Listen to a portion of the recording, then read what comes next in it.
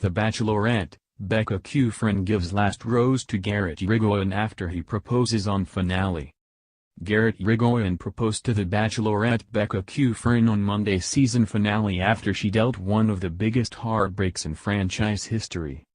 Becca, 28, picked the former baseball pro despite having insisted throughout the entire season that she was also in love with Blake Horstmann, with her sobbing after dumping him. "I really thought it was going to be him for so long." It was Garrett, however, who finally went down on one knee after she declared her love, asking, "Rebecca Jill Kufrin, my Becca, will you marry me?" "Yes. Yes. Yes," she cried as he put the ring on her finger, soon giving him the season's final rose and laughing, "It's the last time I'll ever do that." Off the market. Coors sales rep Blake, 28, was shown walking away crying "I can't believe this" and then holding a towel to his face as he openly sobbed in what host Chris Harrison had warned was the most emotional finale we've ever seen. Plus, Becca delivered the biggest heartbreak arguably since her own, when race car driver Garrett Yrigoyen Jr. dumped her just weeks after proposing to her on the finale of the last season of The Bachelor, instead picking initial runner-up Lauren Burnham. Minneapolis-based publicist Becca was well aware of the irony, saying, "Last year I was engaged and I had my heart broken. Today I'm in love with two guys. I thought my last breakup was hard, but this one is going to be so much harder.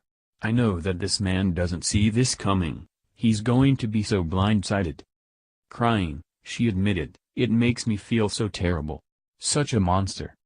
However, of her final decision to pick Garrett, who she said reminded her of her late dad Steve, who she was sure would love him so much, she said, "I'm going with the one that I can't see myself without. This love just fit my soul, it fits my heart. Garrett's the one for me. God, I'm so ready for this." When he finally approached her, Garrett struggled to contain his joy as he told her, "I knew that I loved you so much and I knew I wanted to spend the rest of my life with you and wake up next to you and have you in my arms every single day of my life. I love you so much, not just now but forever. You're my world." She stunned him when she stopped him, telling him that not only did he get the first impression rose but you're reading my journal, you were the first guy I wrote something about in it. And I wrote that you reminded me of home. And you reminded me of one of the most important men in my entire life, and that was my dad," she said. "This journey has been a roller coaster of every emotion. But the one strongest emotion is love, and I've been waiting to say it for the right person. I've been holding back because I wanted to be 1000% certain."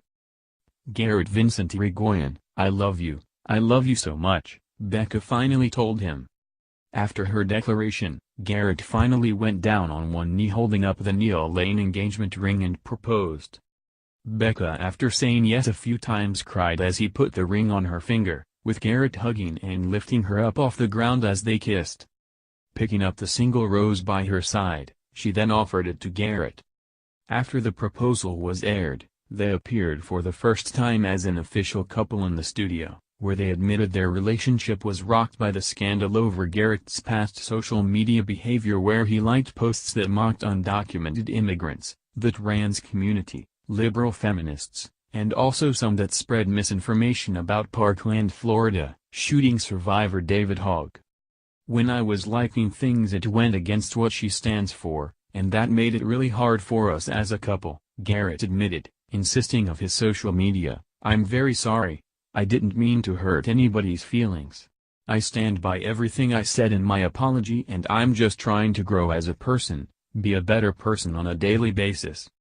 I was really worried that I might lose her for that.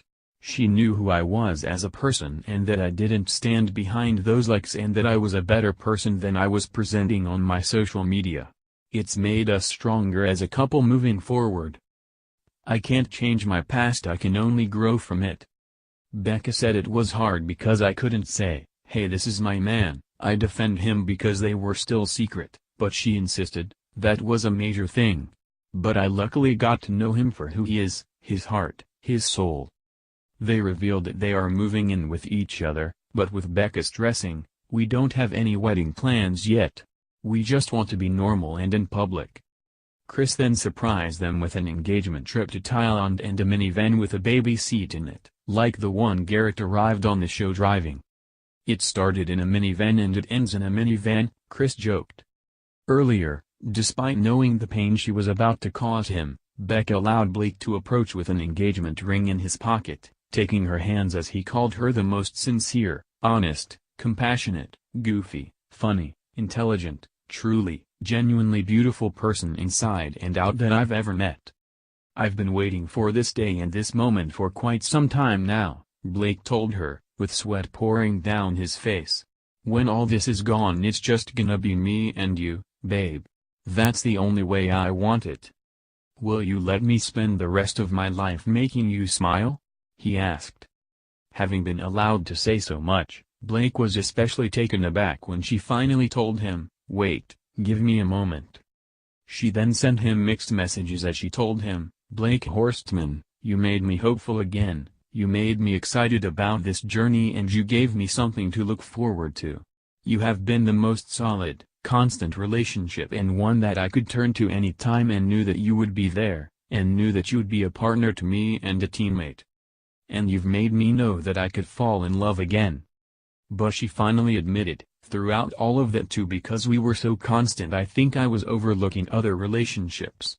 Because we were so solid I wasn't seeing everything. There's just one piece with somebody else that I am not ready to say goodbye to yet. Quite honestly I pictured this moment with you standing here the entire time, for so long. I think that we could be right and we could be partners, but I think that there's just a better for us out there. With sweat still pouring down his face, he closed his eyes in anguish, telling her, "I didn't expect this. I think you are making a mistake. I don't think anybody can make you as happy as I can. I didn't see this, I honestly didn't for the longest time," Becca told him as they walked away. "I was so sure." His devastation was clear, with host Chris having earlier warned that it was quite possibly the most emotional finale we've ever seen, saying the loser would be left so broken-hearted, so devastated, "We really haven't witnessed anything like this before. This is an absolute tearjerker," he warned. "This is a breakup so painful, to be honest it's a little difficult to watch. It is raw, it is real, it is painful." They saw each other for the first time since the breakup in the studio during the live airing, with Blake telling her, "I want you to know there are no hard feelings. I do wish you all the happiness. I was so torn up and anxious about having to hurt someone because I knew exactly what it felt like," Becca told him.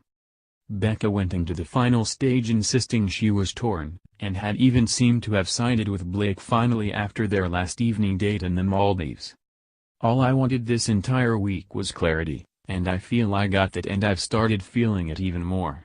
I could see Blake standing in front of me, professing his love for me, and me professing it back," she insisted.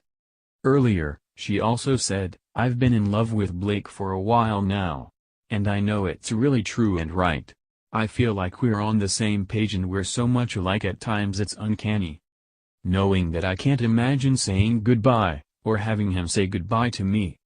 But during the family visit she was left wiping away tears as she told her sister Emily of her doubts. "For the longest time I always thought it was going to be Blake.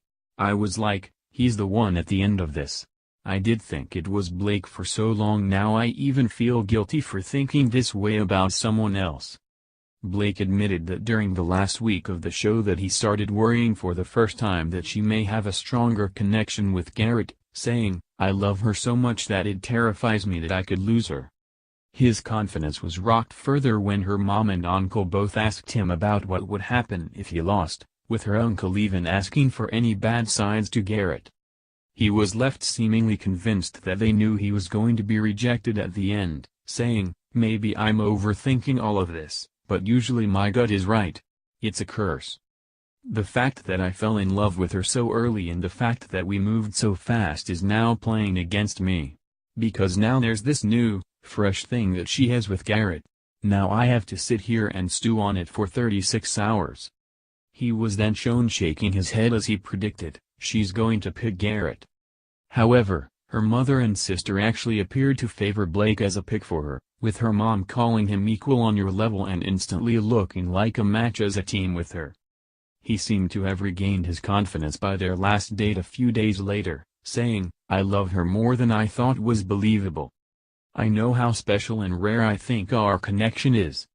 After their day diving and kissing in the sea, Blake sounded upbeat as he insisted, "Today was huge. It ended incredibly."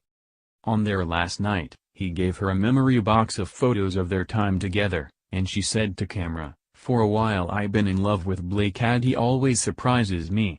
He's really everything I could want in a partner. I know that Blake would make the best father, partner, husband, partner in crime, and 50-50 person alongside me throughout life." Recalling their final kiss, Blake smiled that he sensed that everything was good and went into the final day with a weird sense of calm. "I truly think we have such an incredible future together. I just see us together, happy, a family. I'm lucky, really lucky." Garrett was first to meet her family, arriving with flowers, and acknowledging, "The last guy they met was airy, so I'm expecting them to be really hard on me today. But I want them to feel confident that this guy is the right one this time." He choked back tears with her Uncle Chuck as he spoke about the strength in his family as his mom fought cancer and his grandfather lost his life to the disease. He then told her sister Emily, "When I love someone so much I'll literally go to the end of the world to do anything for them." Emily later told Becca that he was incredible, adding, "I felt like I had known him for years. He's fabulous." Garrett went boating for his last date, with dolphins jumping in the sea around them. "I feel so good with where we're at that I'm not nervous at all," he insisted to camera. "I can't wait to get down on one knee and propose and have her in my life every single day.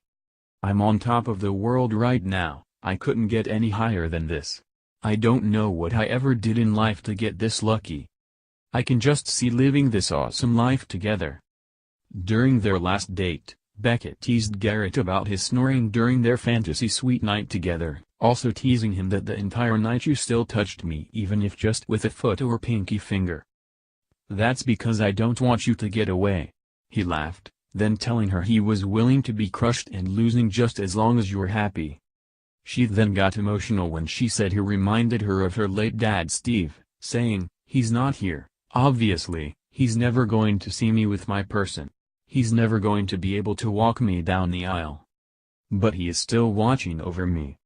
And it just feels like a little bit of home with you," with Garrett admitting he felt like "I was talking to your dad, too," when he was with her family.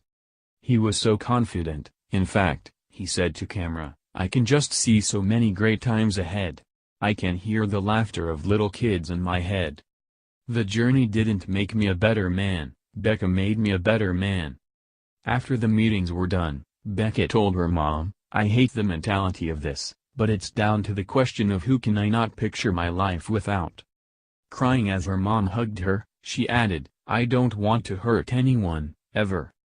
"Well, it's going to happen," her mom warned. The Bachelor franchise continues on Tuesday on ABC with Bachelor in Paradise.